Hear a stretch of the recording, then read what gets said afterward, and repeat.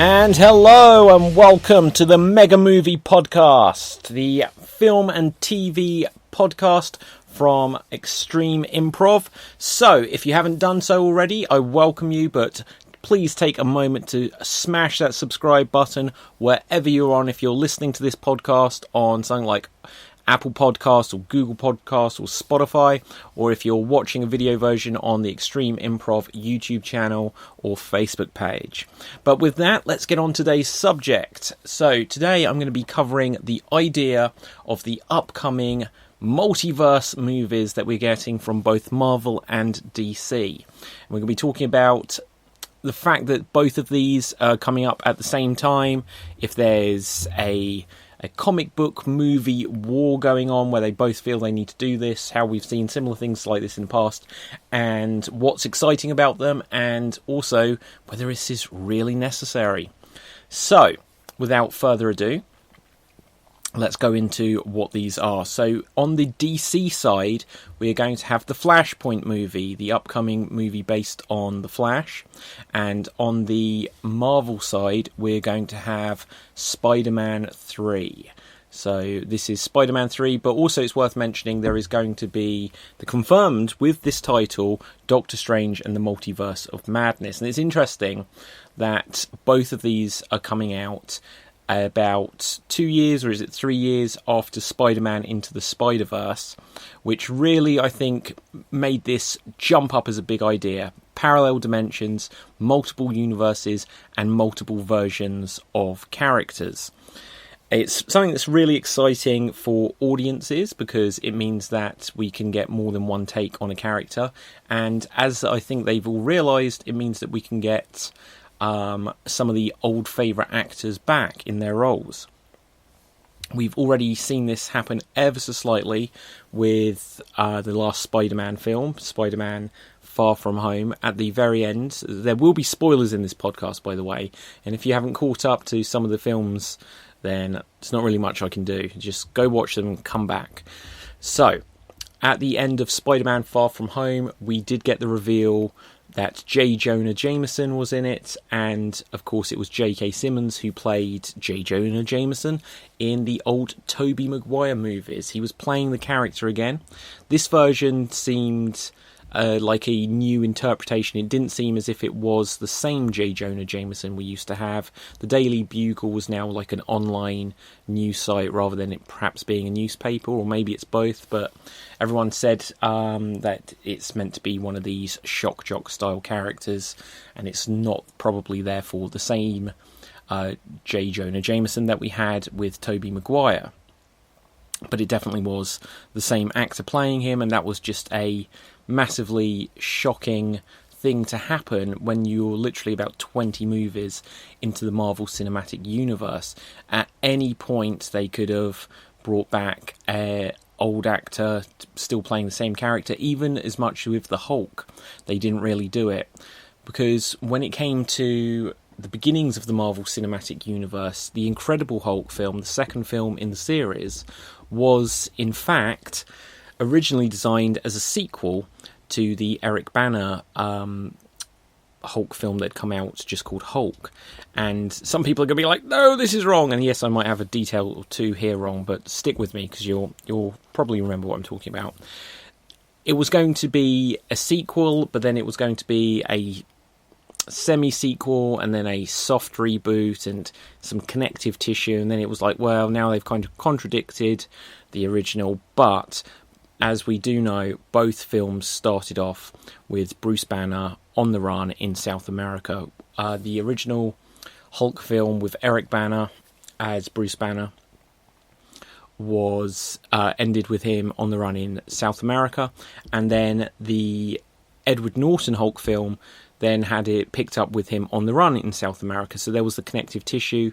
The thing that absolutely means that it wasn't a sequel, if nothing else, and I'm sure there are lots of details, was that during the intro credits of The Incredible Hulk, there is some shots or imagery that replicate, mimic, pay homage to the Bill Bixby Hulk series from the 80s, where like Bruce Banner is in like some chair getting the gamma rays that way, whereas in the Eric Bana Hulk film, he jumped into a machine or to save his friend or something like this. I forget.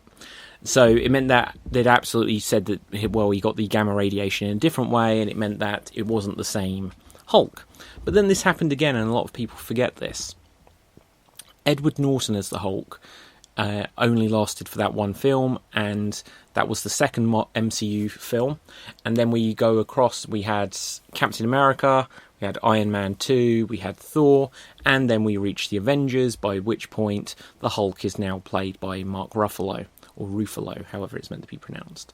But Mark Ruffalo was suddenly the Hulk, and there was no sign of Betty anymore. Liv Tyler was nowhere to be seen and hasn't been seen in the MCU ever since. And that is super interesting. But eventually, when I believe this was the right one, get to Captain America Civil War, which is Captain America 3. So you think Edward Norton was the Hulk in the second MCU film, which came out before Captain America 1, but then we had to get to Captain America 3 before they brought back, I'm going to say, William Hurt, almost said John Hurt, William Hurt as General Ross, which was the same actor that played it before, and I think he said something in interviews about, he's kind of taking this as a new character, but of course, it is still the MCU, it's the same actor playing the same role here. But you could arguably say, well, we don't quite count that one. We discounted Hulk, the Incredible Hulk, except for, obviously, these things kind of mean that they haven't. And if what I have read, again, this is spoilers, and I can't even quite remember it, but somewhere in the MCU, I believe Tim Roth is going to be coming back as the Abomination. And there is another actor whose name I forget. Gosh, I'm doing good on this. Who played, like, the scientist in the Incredible Hulk, and he started to mutate in that film and we never got a payoff for it, so maybe we will. But the idea that they brought back William Hurt as General Ross to play the same character, but kind of sort of said, well, it's the same, but he's kind of a little bit different, and they weren't quite sure on it, was the closest we'd got to them bringing back a previous version of a character, even though it was technically the MCU. So, bringing back J.K. Simmons as J. Jonah Jameson opened the floodgates, but this clearly came after Sony had done Spider-Man Into the Spiderverse, which gave us our first leading role for Miles Morales in a film, which goes against the idea we had a few years ago where they said that, oh no, Spider-Man is always going to be Peter Parker. And now you get the Miles Morales Spider-Man PlayStation 5 game, and everyone knows that Miles Morales is also a Spider-Man. He's not the one and only Spider-Man, just to quote what they always said in Into the Spider-Verse, but you do have multiple Spider-Man, or Spider-Men, even though some of them are Spider-Women, or Spider-Girls, or Spider-Pigs, or whatever else you have. So, that movie was rumoured, Into the Spider-Verse, because it was animated as well, and that's a very important detail here, that they had thought about, or they had written a scene, or they had toyed with the idea of bringing back Tobey Maguire and Andrew Garfield for a cameo so that they'd have their versions of Spider-Man into the Spider-Verse, and it just didn't come to be.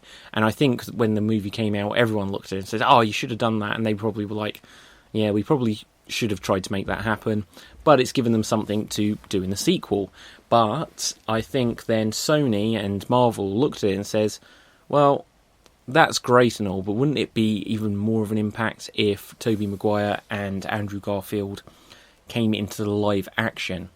And they started playing around with the multiverse. Now, Spider-Man Far From Home with Mysterio completely did play into the idea of there being a multiverse and multiple dimensions, which is going to be interesting to see how they answer it, because, again, spoilers, Mysterio was lying, but now it's going to turn out that what he was referring to was correct, and they even put in Easter eggs where the Earth that they said he came from was an actual thing, and how would he know that if he was just completely lying? So it's super interesting that feels like they almost half played with an idea, then it's like, okay, we need to go all in on this idea, and going all in on this idea means that some of the things that they half went in on before aren't going to make 100% canonical sense.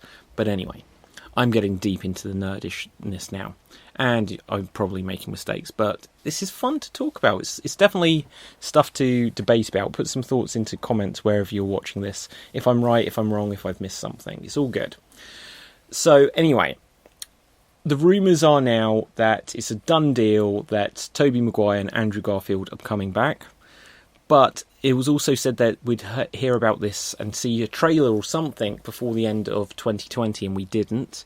And there's still no signs. And then it said that, well, Tobey Maguire hasn't signed on. He wants a bigger role in the movie. He wants $50 million. And I would hate if these are completely true.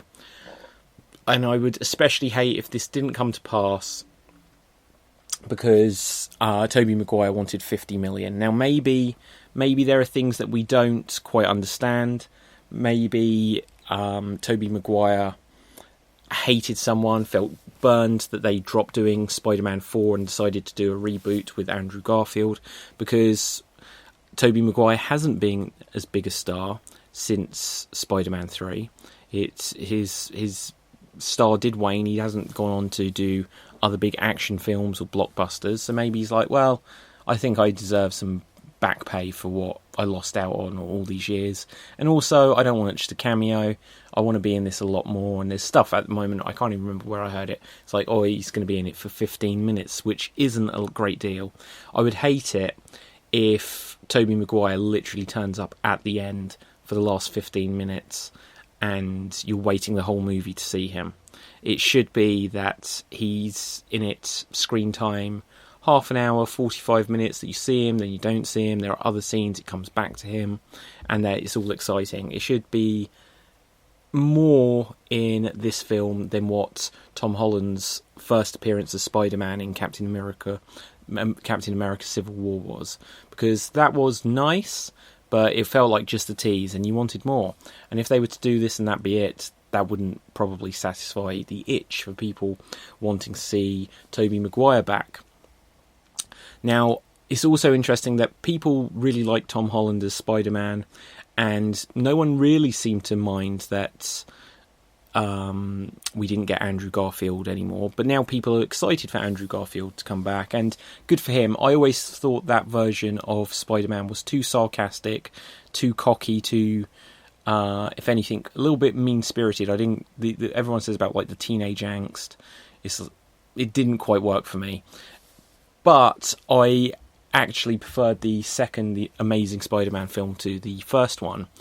And then because it didn't do well enough, they abandoned ship there, and the rest is history with Tom Holland coming on. So, they have this opportunity, and they have seemingly confirmed that we know that we'll be getting J.K. Simmons as J. Jonah Jameson, because he's already played the part in Spider-Man Far From Home. He'll be back. We'll also be getting Jamie Foxx back as Electro, or at least a version of Electro from The Amazing Spider-Man 2. It seems that we will be getting, I forget the actor's name, who played the Green Goblin in Amazing Spider-Man 2. And it seems, I think, Alfred Molina, it was Alfred Molina, as Dr. Octopus in the original Spider-Man 2. Which means that we'll definitely be having people from the Tobey Maguire version and from the Andrew Garfield version. So the thing that's actually slightly more up in the air is, will we actually get both Spider-Men joining Tom Holland? And everyone just wants that moment where we have all three of them on screen and all fighting together, or maybe fighting each other at some point. That would be quite cool as well. But I think even if they do that, it will only be a little bit, and then they'll end up fighting side by side. Spider-Man's a good guy character. He's not going to end up in a scrap with another version of himself. But this is super exciting that this is going to happen. They're going to have to explain, and maybe there was something that's already explained, why you can get the same person that looks completely different. Because in Spider-Man Into the Spiderverse, Miles Morales' Earth had a Peter Parker, but then he got killed, and so that's why Miles Morales started being the Spider-Man, but he'd already got some spider powers, coincidentally. But then he met the Peter B. Parker version from one of the parallel dimensions, who looked exactly like Peter Parker who just died, except for he was older, fatter, and blonder, or something like that. It was but basically he looked the same, except for his hair was a different colour. But then you'd get Peter Parker Noir, who was Nicolas Cage voiced him, so it's a different actor. And I'm trying to think, there might have been two different actors play the one that died and then the one from the other dimension. I forget the voice actors who were in this movie. But the character, I think, visually looks the same, other than the hair. But then Spider-Man Noir you didn't see without his mask on.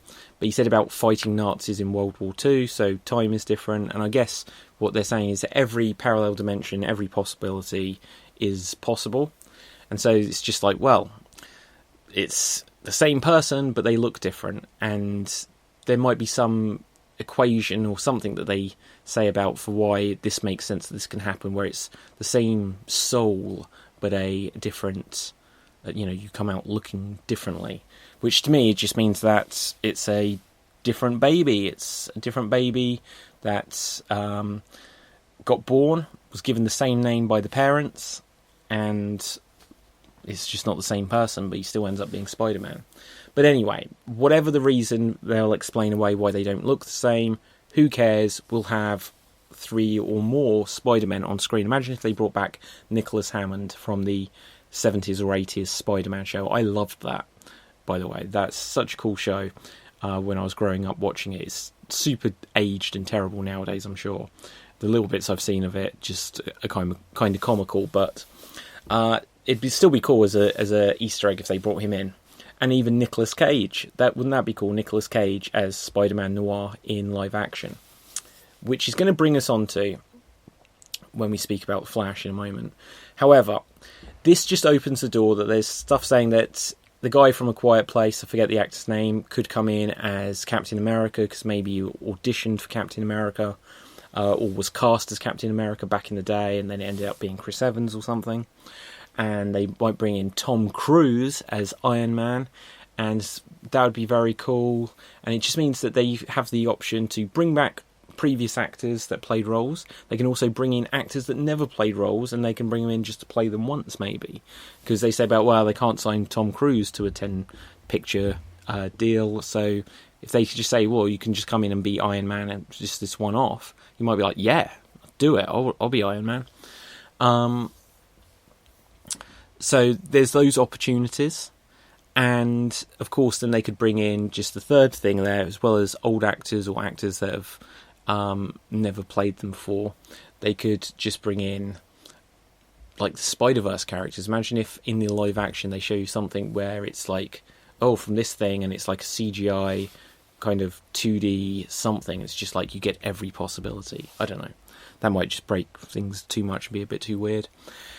But it just means that they can bring back all these actors. They could bring back Robert Downey Jr. and suddenly, well, I didn't die on this parallel dimension. Chris Evans could come back as Captain America, and he didn't die in this parallel dimension. And it means that they can basically bring back any dead character. Now, it sounds like, from the title, Doctor Strange and the Multiverse of Madness is going to be the one that goes all out on that, and apparently they'll go into this somewhat perhaps within the next Ant-Man and the Wasp movie. And I think it's mainly just because of the possibility of the different Spider-Man that people are most focused on the Spider-Man aspect of it. So we'll see how much they actually do, and whether or not Tobey Maguire and Andrew Garfield stick around at all. I mean, for both of them, they were meant to get more movies, and things got cut off early. Like, they did complete the original Spider-Man trilogy with Spider-Man 1, 2 and 3, but they did announce Spider-Man 4, and then they cut it off. Amazing Spider-Man 2 ended kind of with like, well, there's definitely going to be a Sinister Six and more stuff happening, and then that obviously got cut off. So this will be a little bit of a redemption story for both of those actors and both of those versions of the character. But here's the question, should they do this? Are they doing it to serve the story, or are they just doing it because it's cool to bring in these old actors that played Spider-Man, or alternative actors to play Iron Man and Captain America and Black Widow or whoever else. And like this is what I was going to say actually from earlier, with the Incredible Hulk, they could suddenly bring in Edward Norton again to be the Incredible Hulk. I don't think they will, because obviously I think there was some degree of bad blood there. But maybe if they said, oh, okay, you can come back as Hulk and there'll be two Hulks, he might be like, yeah, okay, let's do it. Let's like put a bookend to this story with something a bit happier. I come back, I get to be Hulk, and Mark Ruffalo's also the Hulk, and then we'll bring in someone else. And they can also bring in the Wolverine, played by Hugh Jackman, and Deadpool, and this might be how Deadpool and the X-Men universe gets tied into things. So there's so many possibilities with the multiverse. And who knows if they'd touch on any of the previous Fantastic Four films, because imagine if they just have, I was going to say Johnny Cage, it's not that, it's like Flame On. If they have Chris Evans from Fantastic Four in, it's like, well, you look exactly like Captain America. What is his name? Johnny Flame, Johnny Cage, Johnny something or other. And Johnny Storm, Jesus, where's my head at? Johnny Cage is from Mortal Kombat, and I knew that from the beginning, just for the record. I knew that was wrong, but it's just one of those things. It's like, well, I'm going to say it. Anyway, so should they bring these in for the story? Does it actually help the story that there's now 3 Spider-Men? Or why aren't there 5 Spider-Men? Or why isn't there just 2 Spider-Men? I think it would be a little bit like, if Doctor Who fans are listening, when they have the 50th anniversary special of Doctor Who, and there's like David Tennant and Matt Smith and John Hurt, and like, oh, they're going to bring back Christopher Eccleston, and it's like, well, you've got to fit all of these actors in and give them screen time and all that, and does that serve the story, or is it just because it's cool to see all these actors together? So it's getting into that kind of territory. But regardless, let's go on to the DC side of things, of which we have less to work with, but potentially more possibilities. And we've got less to work with in the sense that there's not been as many films in the DC EU, as it's known, the extended universe of DC, compared to the Marvel Cinematic Universe. Oh, excuse me. We've just got Wonder Woman 1984. We've had Aquaman, we've got Shazam, and obviously we're going to get the Snyder Cut soon. We had the Harley Quinn movie, and we're going to get The Suicide Squad, which is itself a soft reboot of Suicide Squad. So there's all kinds of things. We've got a split destiny timeline in terms of the Snyder Cut and the Last Justice League. But it's funny, just with one of the producers of the DC stuff saying that the Snyder Cut is a cul-de-sac, it's a dead end, it's not going to go anywhere. Well, you should think about it going somewhere, and maybe it is going somewhere in just saying that, because obviously Justice League was a dead end. From that, there was no possibility of Justice League 2. We haven't had any sniff of Man of Steel 2 or a new Superman film. Ben Affleck ended up leaving as Batman, and now because of Flashpoint, and you almost lost Ezra Miller as well. You almost didn't have Ezra Miller continuing on as the Flash. But things developed, and a year ago, just over a year ago, we had the Supergirl and Arrowverse and all of that other stuff. Those other things where we got the Infinite Crisis on Infinite Earths crossover, and they brought in as many different references to the different universes as possible.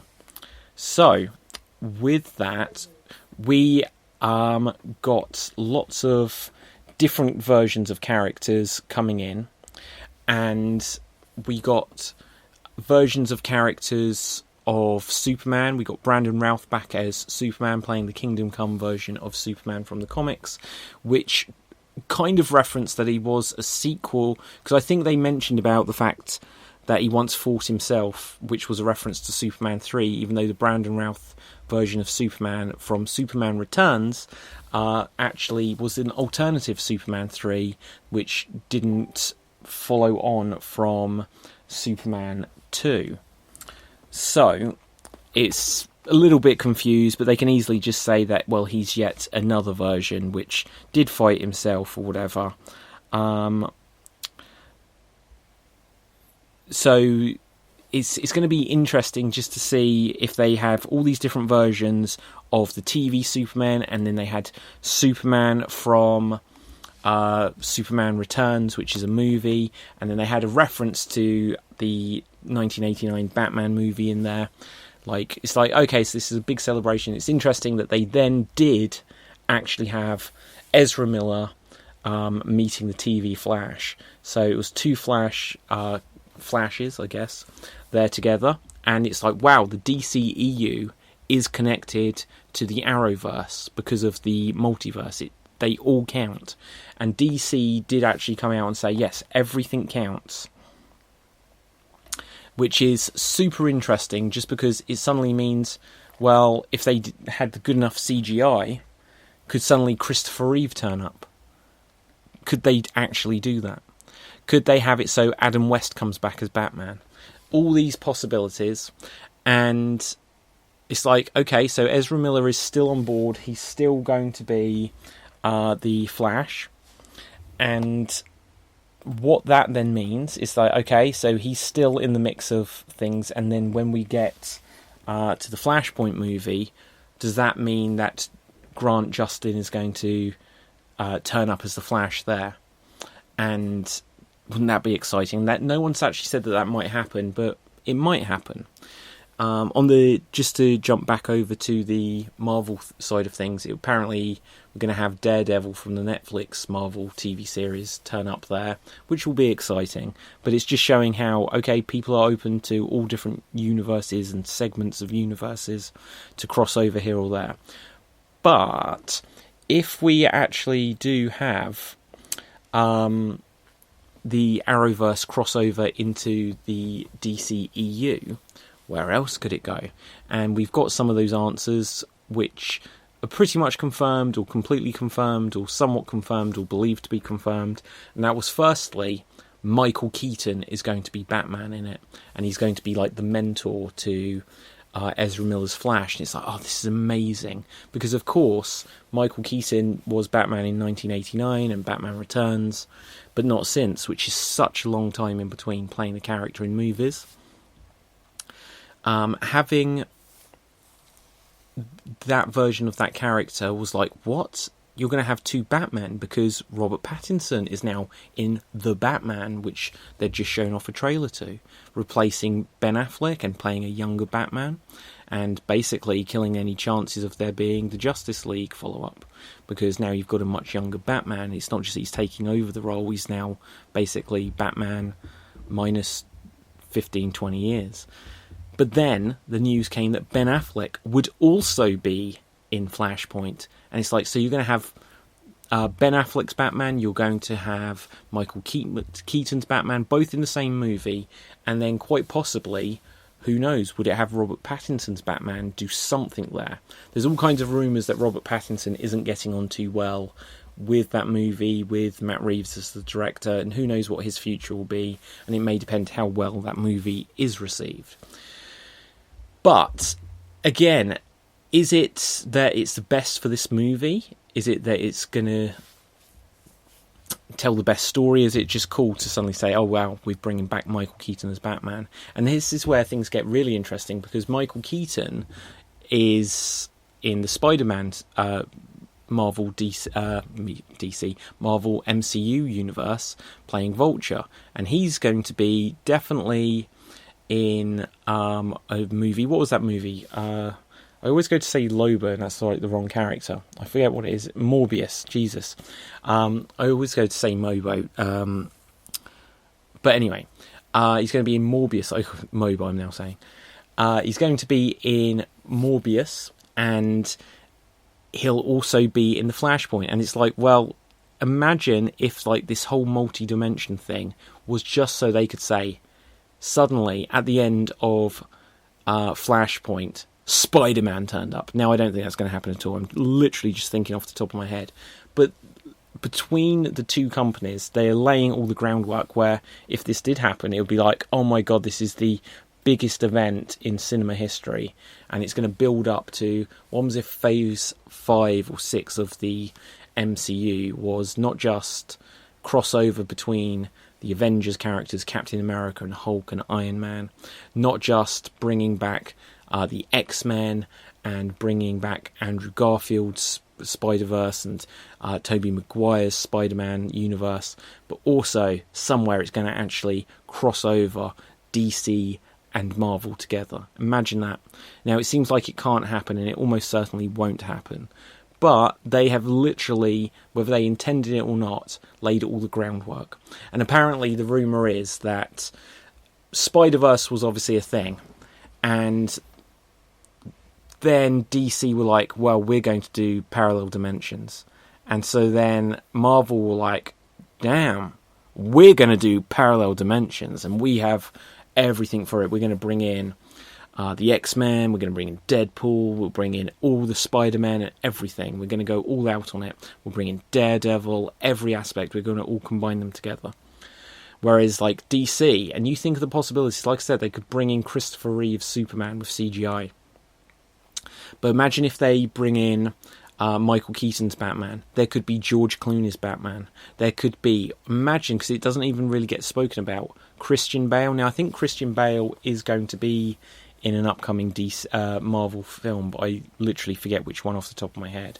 But imagine, just imagine, if like this all tied in at some point and Christian Bale's Batman was in there as well, with Robert Pattinson's Batman and Ben Affleck's Batman and Michael Keaton's Batman and Val Kilmer's Batman, and they CGI'd Adam West's Batman and all of these versions of the characters.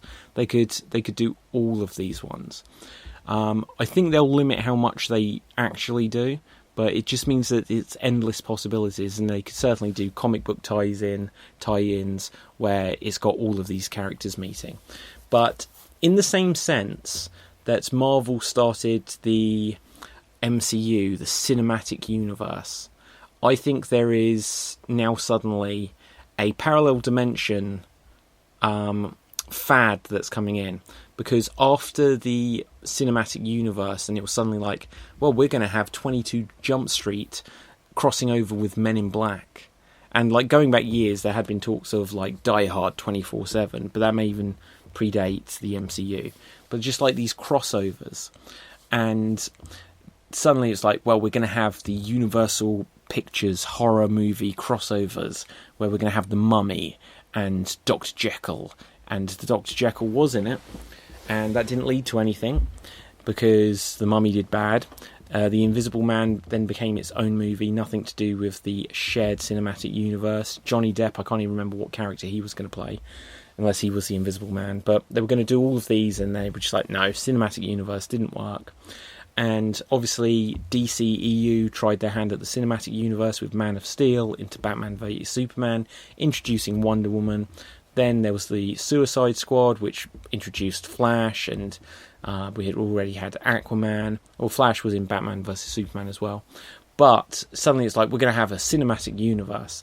And it didn't go quite so well for them as it did for Marvel. And I think, in fact, it's fair to say that on cinema, the only one that made a success of this was Marvel.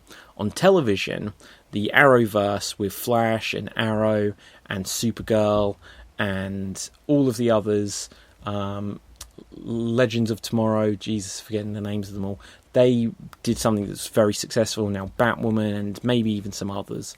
So there's been different cinematic universes, and that was the big thing to do, to create a shared universe between films, between TV shows. And I think now people are like, right, we need to have parallel dimensions, so that we need the parallel dimensions so we can have all versions of Spider-Man together. And there'll be the Spiderverse version, which will be the cartoon, the animated one, and it'll have all the Spider-Men in it. And then we're going to do the live-action one that will have all of the Spider-Men in it.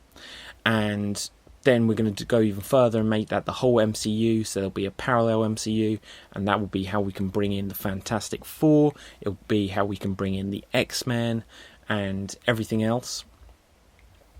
And bring back Robert Downey Jr. or any character that when we feel like we need to boost the box office, they can do that by bringing back someone that's previously been killed off.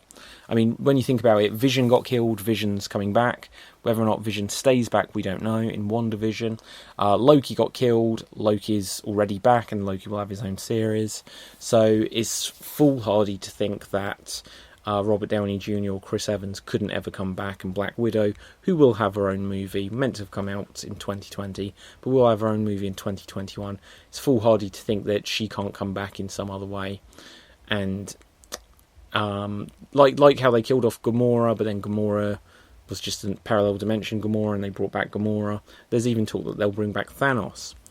So parallel dimensions and multiverse just give you so much possibilities for this. It gets you out of any storyline hole that you may dig yourself into. And then on the DC universe things, it's like, God, Justice League sucked. We had Joss Whedon do it, and it didn't go well. Okay, so we'll re-edit the Snyder Cut, and now it'll be the Snyder Cut version, and maybe because of Flashpoint we can say, well, we're just going to follow the storyline of the Snyder Cut. And we can also just ignore certain things about the DCEU, and Ben Affleck can retire as Batman and say, oh, but there's this new Batman that's Robert Pattinson, and he's a younger one, and we're just going to follow his adventures. But Ben Affleck's still out there, and if ever we need him to pop up, he can do. And also anywhere along the way, we can bring in any other characters or any dead characters that we need to come back. Like this is how they could have brought back Superman rather than the whole thing they did in Justice League. And it'll be interesting to see how they resurrect him in the Snyder Cut. But anyway, so this is all super interesting with this thing at the moment. It's the in thing, Spiderverse, and then the multiverse of madness, and whatever the Flashpoint multiverse will become. And obviously we've already seen that technically, and like it'd be great if they actually have the same scene pop up in Flashpoint from the Crisis on Infinite Earths storyline from Flash in the Arrowverse, where we actually see how Ezra Miller ended up meeting the TV Flash. Wouldn't that be cool? Anyway, so these are just some thoughts on the whole multiverse storylines that we've got going on in things. Last week we discussed Doctor Who. These episodes, I'm going to do my damnedest to make sure they're more frequently, and we're going to cover loads of movies, we're going to cover loads of TV shows, and especially the cult kind of TV shows, Doctor Who. We'll cover some things like The Mandalorian and Star Wars. We'll cover some Star Trek, I'm sure. We're going to have some guests on the show to discuss things where I've got gaps in my knowledge. We're going to discuss all of the MCU stuff. Very soon we're going to be discussing WandaVision, and we'll be giving reviews and stuff on this along the way. So if you like that kind of thing, do make sure you smash the subscribe button. Head over to youtube.com/Extreme Improv. Smash that subscribe button there. Give a like to the Extreme Improv Facebook page. Our website is www.extremeimprov.co.uk. We have some very exciting things coming up, which is going to be great. If you are a fan of comic book stuff, and that's why you're listening to this, do feel free to check out our weekly virtual improv shows, Extreme Improv Extremed, because we often do movie and cult and nerd and geeky stuff on there. We love it. So do check out all of that. But we're going to have loads of new projects coming up in the near future. For now, though, I'm going to begin to wrap things up here. So, like I said, make sure you hit the subscribe whichever platform you're on, and tell people about the podcast and where to find it. My name is David Postansky. You can find me on Facebook, Instagram and Twitter at David Postansky. And from me, from you, until next time, stay safe, have a good one, and always stay extremed.